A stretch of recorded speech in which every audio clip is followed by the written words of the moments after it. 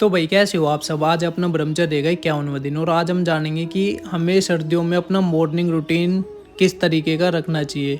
तो सबसे पहले आपको उठते ही, जैसे मैं डेली गर्म पानी पीता हूँ, तो आपको इस तरीके से गर्म पानी पीना है। गर्म पानी पीने से क्या होगा, देखो जब आप वर्कआउट करने जाओगे ना, तो आप अगर पहले अच्छे से फ्रेश हो जाओगे शौचालय में जाके, तो आपको काफ़ी बच्चे ऐसे होते हैं जिन्हें भागते भागते है ना पेट में दर्द होता है या पेट में अब उनके एकदम मतलब प्रेशर बन जाता है पोटी का, तो वो उन प्रॉब्लम से आप बच सकते हो। तो इस वजह से सुबह सुबह अच्छे से फ्रेश होना बहुत ज़्यादा ज़रूरी है।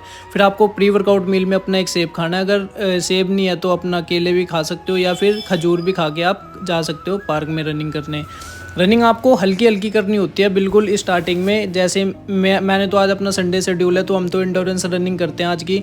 तो मैं पहले अपनी बता देता हूँ, मैंने आज भाई करी थी 7.5 किलोमीटर रनिंग, अपनी लॉन्ग रनिंग। फिर उसके बाद हमने लगाई थी लास्ट में स्प्रिंट, जिसमें कि 6 स्प्रिंट हमने नॉर्मल 100 मीटर की ली थी। फिर एक स्प्रिंट लास्ट में एक 400 की लगाई थी। और फिर मैं आपको बताऊं आपको क्या करना है। अगर आप सुबह सुबह उठ जाते हो तो सबसे पहले, अगर आपकी स्टार्टिंग है अभी वर्कआउट में, तो आपको तेज़ बिल्कुल नहीं भागना है। स्टार्टिंग में आपको बिल्कुल हल्की हल्की वार्म अप टाइप से स्टार्ट करनी है, जॉगिंग टाइप जिसे बोलते हैं। तो जॉगिंग करते करते आपको पहले दिन एक किलोमीटर करो, फिर एक हफ्ते बाद अपनी धीरे धीरे करके किलोमीटर बढ़ाते रहो अपने हिसाब से।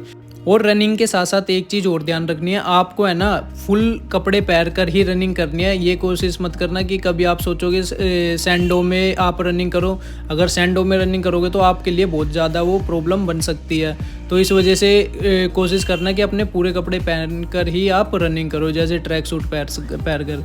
फिर उसके बाद भैया आपको करनी है रनिंग की कुछ एक्सरसाइज, जो कि करनी काफ़ी ज़्यादा ज़रूरी होती है। सबसे पहले जैसे लंजेस भी कर सकते हो, फिर उसके बाद आप डुक डुक चल सकते हो।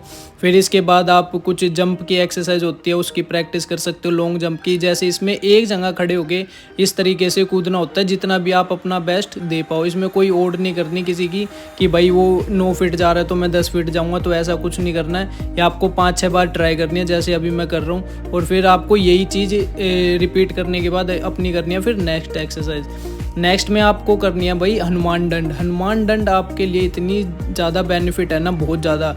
जिस भी भाई के, जैसे वो कहता है ना, बहुत से लोग मुझे आके कमेंट में बोलते हैं कि भाई मेरे नाइट फॉल जैसी दिक्कत होती है, तो आप भाई ये हनुमान दंड ज़रूर ट्राई करो अगर आपको नाइट फॉल जैसी दिक्कत है तो।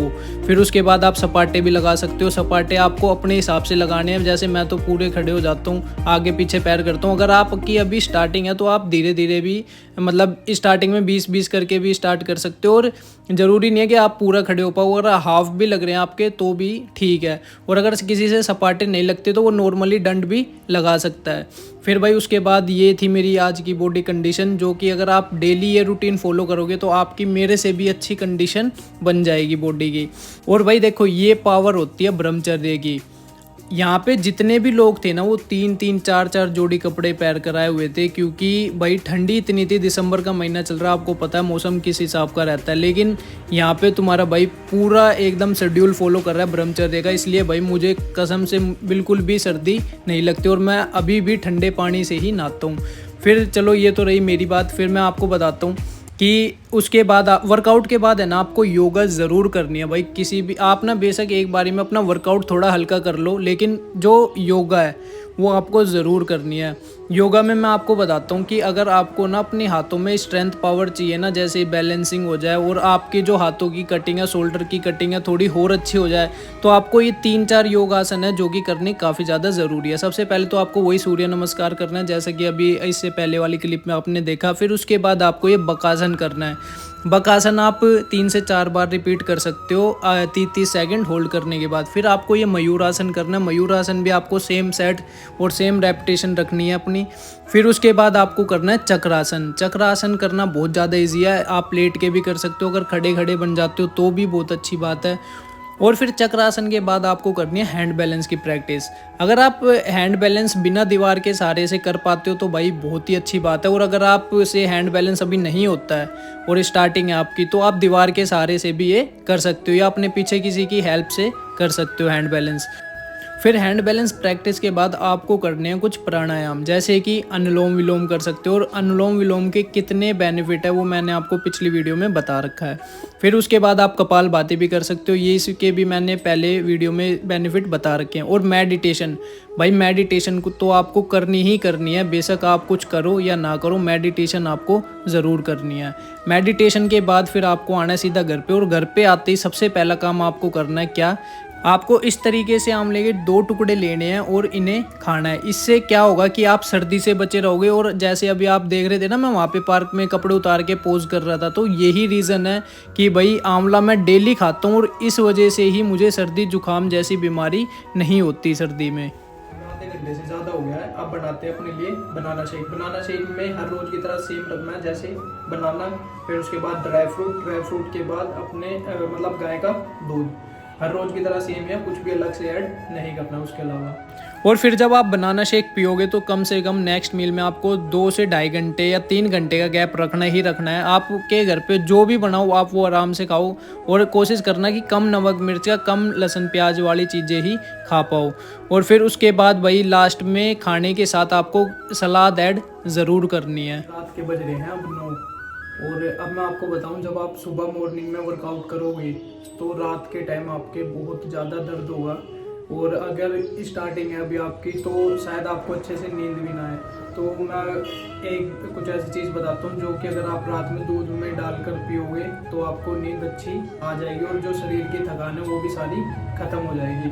वैसे तो ये वीडियो मैंने पहले भी वीडियो में ये चीज़ मैंने बता रखी है पहले, तो एक बार मैं फिर भी आपको रिपीट करवा देता हूँ। ये खजूर डालने आपको 4, जब आप दूध गर्म कर रहे हो। खजूर के साथ आपको ऐड करने हैं 7-8 मखाने और 4-5 किशमिश। ये 3 चीज़ के अलावा दूध में आपको कुछ नहीं डालना है। ये 3 चीज़ आपको जब भी आप वर्कआउट अपना स्टार्ट करोगे, मतलब जिस दिन से भी वर्कआउट करने के सोचोगे कि अब से मैं रेगुलर अपना पार्क जाके वर्कआउट करूँगा, उसी रात से ये चीज़ अपनी स्टार्ट कर देना, और शरीर में मतलब बिल्कुल भी किसी भी तरीके की कोई भी कमी नहीं आएगी, ना तुम्हारी हड्डियों में दर्द होगा, सर्दी से भी बचे रहोगे, और भी इसके काफ़ी सारे फ़ायदे वो मैंने पिछली वीडियो में अपनी बता रखा है। और भाई लास्ट में जाते जाते मैं आपको एक ही चीज़ बोलना चाहूँगा कि वर्कआउट ना करने के ना बहुत सारे बहाने होते हैं। मेरे पास भी वर्कआउट ना करने के बहुत सारे बहाने हैं, लेकिन मैं फिर भी जाता हूँ डेली वर्कआउट करने। आप मानोगे नहीं, 24 घंटे में ना सिर्फ 6 या 7 घंटे की नींद हो पा रही है। थोड़ा ऑफिस में भी काम ज़्यादा आ रहा है पिछले 3-4 दिनों से, लेकिन मैं फिर भी अपने आप को समझा रहा हूँ, और डेली सुबह 4 बजे अपने जो मैंने नियम बना रखा है ब्रह्मचर्य का, उस नियम से मैं उठ जाता हूँ, और शाम तक फिर मैं नहीं देखता कि मेरी बॉडी मतलब अब हैबिट ही हो गया एक तरह से ही लगा लो, कि अब मुझे थकान महसूस ही नहीं होती। बस अपनी जो मील है वो मैं प्रॉपर रखता हूँ, और जो योगा में जो मेडिटेशन मैंने बताई आपको, मेडिटेशन ज़रूर करनी है बस, क्योंकि मेडिटेशन से क्या होगा, आप इंटरनल स्ट्रॉन्ग बनोगे, और अगर आप अंदर से स्ट्रॉन्ग होना तो बाहर से ऑटोमेटिक आप स्ट्रॉन्ग बन जाओगे। तो भाई आज की वीडियो में इतना ही, मिलते हैं कल एक और नई वीडियो में। जब तक के लिए जय हिंद, जय भारत, जय श्री राम, थैंक यू।